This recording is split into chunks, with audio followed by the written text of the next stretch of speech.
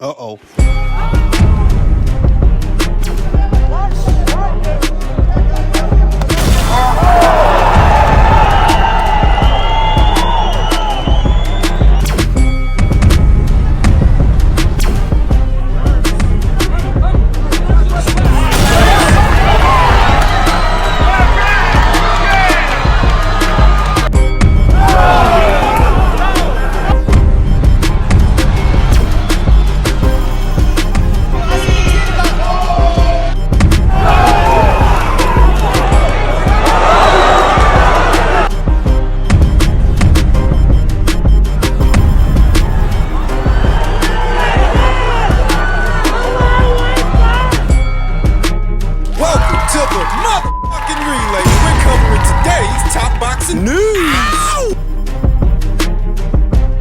Okay, we'll start with this. Mizuki Hiruta's decision win over Argentinian slugger Carla Merino. Both on neutral terrain yesterday as part of a 360 promotions card on the West Coast, and the prediction stuck. Mizuki was able to keep her WBO title by being better than Carla Merino in the exchange. That's where the difference in quality really shined through. Mizuki was very mature, measured at the start, not just busting through the front door. The tempo of the fight progressed gradually as Mizuki was able to inch closer and closer to Carla Merino. Carla swings noticeably wider than Mizuki Hiruta, and that matters a great deal. That's a big part of why Mizuki was able to connect with some regularity, with straight punches down the middle and looping punches around the side, winning the exchanges, effectively backing off Carla Merino, backing her into the ropes on multiple occasions, and letting her hands go. Some punches are getting in, some aren't, but outwardly it definitely looks like Mizuki was the one in control. Can't be leaving a good impression on the judges if you're Carla Merino and you're gloved up, tucked behind the guard on the receiving end of all those punches, all those flurries, and it's happening more than once. Mizuki is maturing as a fighter and measuring her approach. Before, she was more of a brawler, more of a scrapper. She's turning into a boxer. A byproduct of traveling to America, the West Coast in particular, and training under the watchful eye of veteran trainer Manny Robles. She's not just a good fighter, she's a good student. You can tell she adheres to the council. And a quick study. Advancing to a professional record of 8 wins with no losses, no draws, 2 recorded knockouts. And bear in mind that there is still a language barrier there. Mizuki Hiruta is not fluent in English. She needs a translator. And so you figure that a fighter that is traveling halfway around the world for training is not going to waste their time once they're out there. They take their training serious, their profession serious. This was Mizuki's second fight of this year and her second fight under the 360 Promotions banner. She's already getting off to a more productive start this year than the last one, than the last 2. She only fought once in 2023, only once in 2024. The difference this year is that she's paired up with Tom Loeffler's 360 Promotions, who I said will do a good enough job of getting her opponents, keeping her busy, and allowing her to amass more professional experience. She had a fight in January, another one last night, and that leaves the door open for 3, maybe even 4 more fights within the calendar year. I've heard Mizuki on at least one occasion talk about cornering fights with the other champions at the weight, of which there are 3. I think her best bet at a victory would have to be against the WBA champion, Jasmine Artiga, who doesn't have much more experience than Mizuki does, and looking at her, is not as talented, is not as well schooled. I think the easiest fight would be the Jasmine Artiga fight, and bear in mind, this is all relative. The most winnable fight would be Jasmine Artiga, the WBA champion. The most difficult, I think, would have to be Ashley Gonzalez, the WBC champion. All in all, a good showing yesterday on the West Coast with noticeable improvements. Mizuki is getting better, fight by fight. I felt that she could and would win a points decision. That's what she did, and she did it in style. Congratulations to her. Devin Haney is a very good fighter. You saw the fight with Ramirez. That was a disgrace. That was an absolute disgrace. But if you're Devin Haney and you're getting good money for the fight with Ramirez and you're going to get super money to fight Garcia because he assumed Garcia would win, then why would he take any risks? But that's not good for boxing. That's terrible for boxing. That's how Bob describes Devin's very cautious approach to Jose Ramirez, not as a result of PTSD from the damage that he took in the Ryan Garcia fight, so much as caution and carefulness to ensure a Ryan Garcia fight. What he didn't anticipate is that Ryan would lose. I don't think anybody saw that coming. So that now he and Bill are gunning for a Teofimo Lopez fight instead, since all the air has been taken out of the tires for a Ryan Garcia rematch. They're looking at Teo. Well, Teo's looking at Boots. Contending, there was an unwritten but implied agreement for Teofimo Lopez to fight Devin Haney if anything went wrong for Ryan. Haney's father, manager, and trainer Bill Haney is pressing for Lopez to fulfill his duty and agree to a match pitting a pair of two division champions. It wasn't in writing, but it was understood. Haney told Boxing Scene it was understood that we talked about it. And that's what Saudi Arabian boxing financier Turki Al-Sheikh is doing right now. They reached out to Team Lopez to make the fight happen, but they're quiet. So guess what? I reached out to you. Since his WBO 140-pound title victory over the previously unbeaten Arnold Barboza Jr. on May 2nd, that immediately preceded Haney's evasive triumph over former 140-pound champion Jose Ramirez on that same bill. He's called out the unified welterweight champion, Jaron Ennis, and also referred to the four-division champion, Terrence Crawford, with a racial epithet.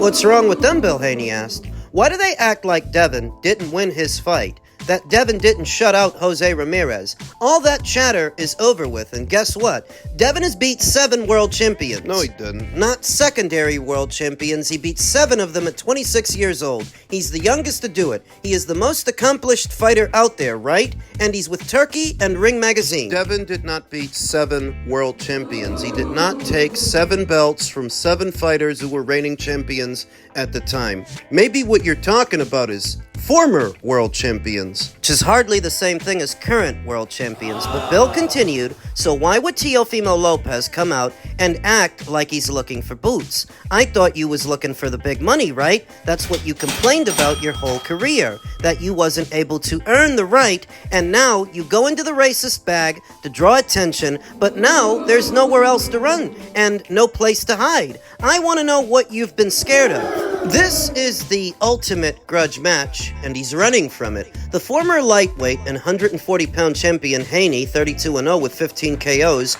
was subjected to a wealth of criticism for his performance against the fading Ramirez. Many observers saw it as an indictment of the former champion being shaken by his fight in 2024 with Garcia when he suffered 3 knockdowns in a fight that became a no contest after Garcia tested positive for the banned performance-enhancing drug Osterin. Some call it PTSD. Bob Arum calls it planning for the future, not taking chances with Jose to ensure he makes it to a Garcia rematch. Whatever it was, it had the same effect. People didn't like it. Haney is regardless intent to rush back to another significant bout, given that a planned rematch against Ryan Garcia in the fall has been perhaps permanently delayed by Garcia's loss to Rolly Romero.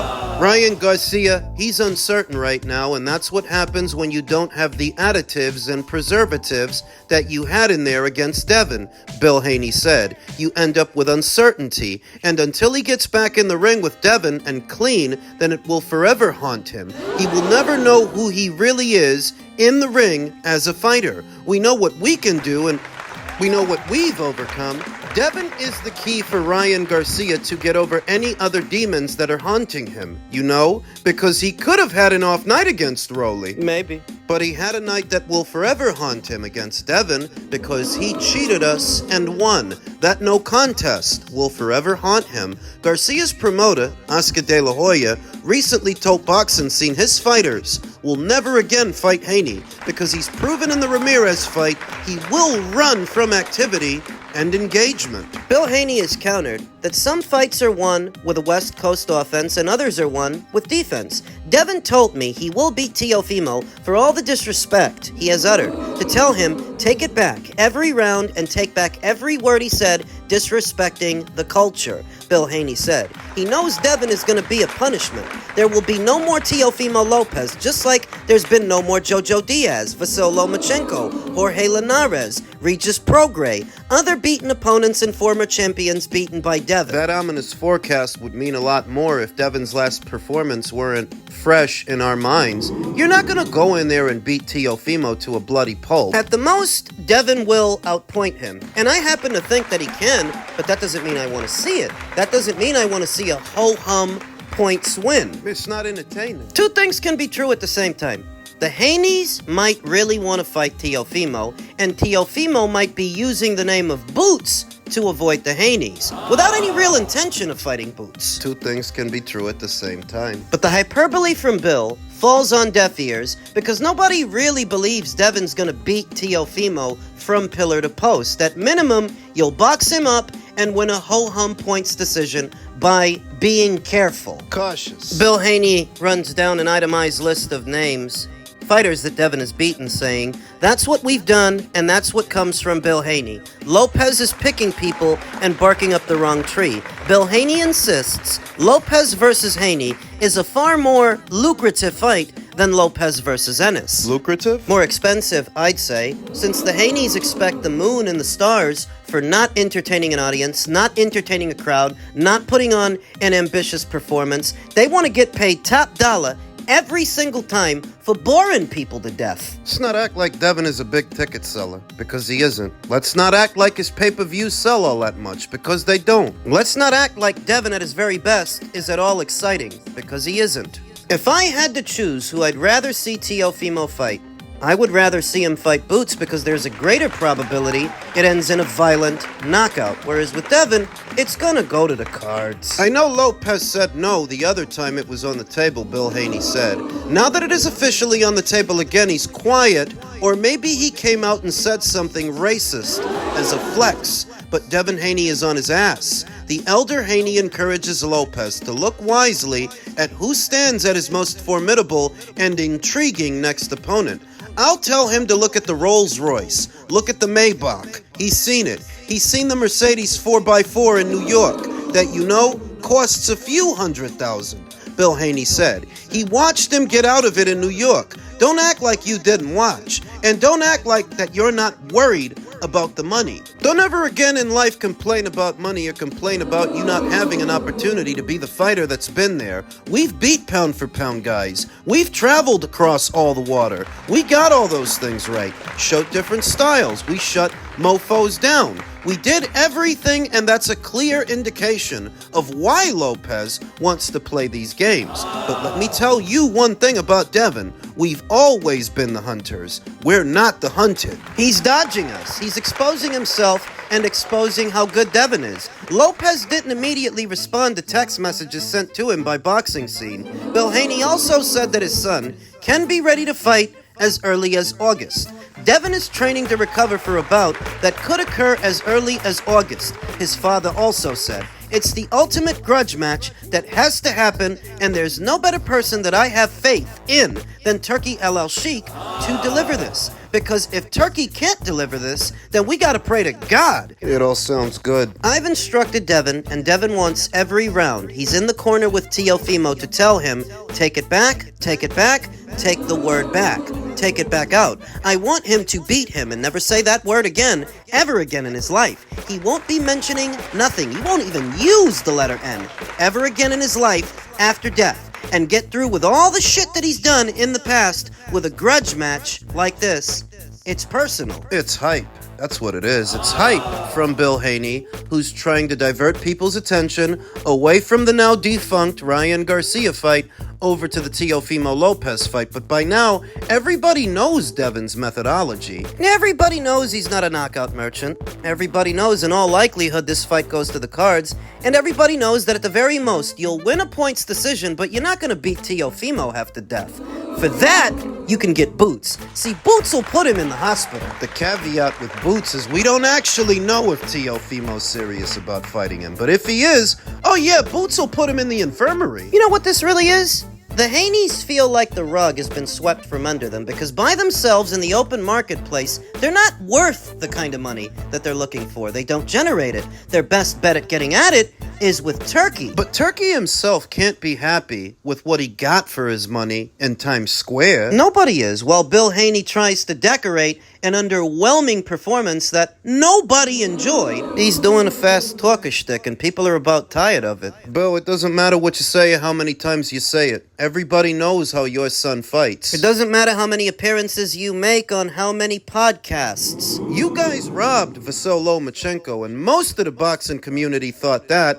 You're still in denial about it. Like you're in denial about Devin's lackluster showing. You honestly think anybody enjoyed that shit? You know they didn't, but you're hoping that you can talk your way out of that and talk your way into another bag. But it was so bad, I don't even care to see Devin fight Teofimo. Bill, why are you lying to the people? You know that shit was a snooze fest. I understand that's your boy. You gotta back your boy, but you know damn well that shit was a snooze fest. Y'all killed the momentum of your own fight with Ryan Garcia. Now you're trying to chase after Teofimo Lopez. This is nasty, Bill. It's disgusting. Y'all called out Barrios and Thurman. Y'all dropped the ball with that when it came to Ryan Garcia. Then you go into the Jose Ramirez fight. You dropped the ball once again with that performance, and now you calling for Teofimo Lopez. The biggest name for Teofimo Lopez is Devin Haney. The next biggest name for you think the Devin fight is bigger than the Teo Boots fight? Absolutely. There's an element of fear for Teo by moving up. Public is going to perceive it as almost a given knockout for Boots because Teo is moving up. No. You one just like the WBC tournament. He moves the other direction. He keeps moving the goalposts as if the check is not coming from Turkey himself and the Saudi money is not a problem, right? So now he acts like, you're looking for Boots. Man, knock it off. You know why you're looking for Boots, because you're running from Devin Haney. So you think putting Boots' name out there, you think putting Crawford's name out there, you think that's going to deter it, but I don't think so. What is Atlas Sheik saying, though? Because Turkey, I played the audio. Turkey is the one that's saying he's in talks with Eddie to make the Boots Teofimo fight. So, Turkey has to offer Teo the Devin fight. I won't deny that Bill might be making some valid points, that maybe Teo doesn't want to fight Devin. He's using the names of other fighters he knows he's not going to fight as a deflection, as a distraction. But if that's true, then what would the end game be for Teo? Wouldn't he be painting himself into a corner in that situation? Because Eddie Hearn has already said those talks are ongoing, and Turkey Al-Sheikh himself said that he's trying to make that fight. It's not like it's hearsay. It's not like we're hearing this from some journalist via his quote-unquote sources. We all heard it from the horse's mouth. So, if I as a consumer have to choose what fight I'd rather see Teofimo in, yeah, I would rather see him fight Boots. And Devin? I could go the rest of my life without ever seeing Devin Haney box again. That's how bad that performance was, and that's how sick I am of these sugarfoot fighters, these finesse fighters that think we're supposed to enjoy that shit, and they're supposed to get top dollar. For putting the audience to sleep. Doesn't even matter why it happened, whether it was PTSD from the Ryan Garcia fight or a cautious approach to ensure he gets another one. The end result is all the same. I don't really care to see Devin fight anymore. I'm over it. Let them explore the Boots fight first. And if for any reason that doesn't happen, then you go to Devin. He should be a last resort. A plan B.